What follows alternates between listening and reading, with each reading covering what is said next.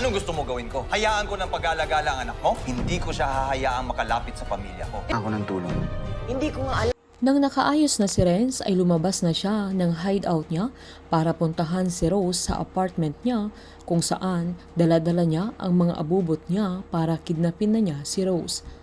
Paggising naman ni Rose ay agad siyang nagpasalamat sa Diyos dahil sa bagong araw na binigay sa kanya para makasama na naman ang anak niya maging ang mga taong mahal niya, sabay hiniling niya sa Diyos na sana'y magising pa ulit siya kinabukasan.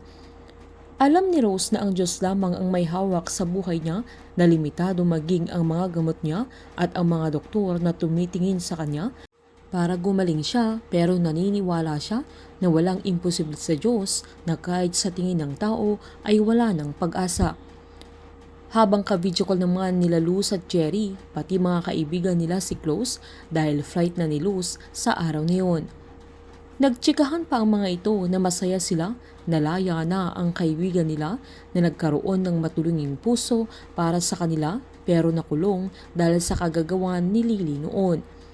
Giniit ni Close na namiss niya silang lahat, sabay sinabing sana ay makabisita ulit sila sa Switzerland na pabiro namang sinabi ni Elsie na hanapan siya nito ng sponsor para makarating siya doon.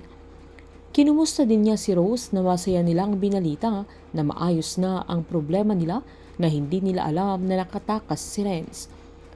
Excited na si Close na sa wakas ay magkikita na sila ni Luz, sabay sinabing malungkot siya na hindi nila makakasama si Jerry pero giniit niyang magiging masaya sila kung saan masaya ang binata na nagpasalamat naman siya. Nang magbababay na silang lahat ay nag-I love you pa si Luz na maging si Elsie kaya natawa sila na sinabihan pa ni Luz na nakikisabay pa siyang mag-I love you. Hindi na makakasama sila Elsie sa airport dahil sa dami nila, sabay niloko nila si Barry na sa size niya ay hindi na sila kasya lalo't sasama pa si Rose. Habang bihis naman na si Rose para ihatid si Luz sa airport nang biglang tumawag si Sandra na nagtaka siya na kasama niya ang daddy niya na naka-loudspeaker sila.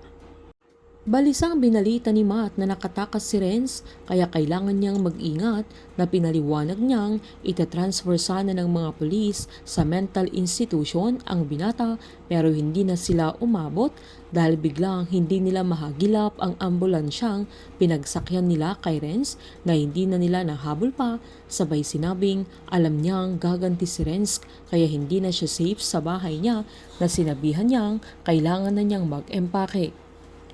Mas lalong natakot si Rose dahil hindi nila inaasahan na makakatakas pa si Renz na kahit bantay sarado na siya ng mga pulis. Ang akala niyang magiging tahimik na ang buhay nila at makakapagsimula na silang muli ay malaking pagkakamali dahil mas mabagsik si Renz sa kanyang paghihiganti.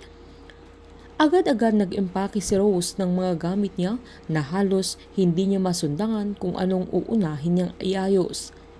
Huli niyang kinuha ang mga gamot niya na nilagay niya sa pouch para hindi makita ni Sandra. Nagulat siya nang may nag-doorbell na nag-aalinlangan pa siyang magbukas pero nang buksan niya ito ay sina Matt at Sandra kasama ang mga bodyguards nilang dumating.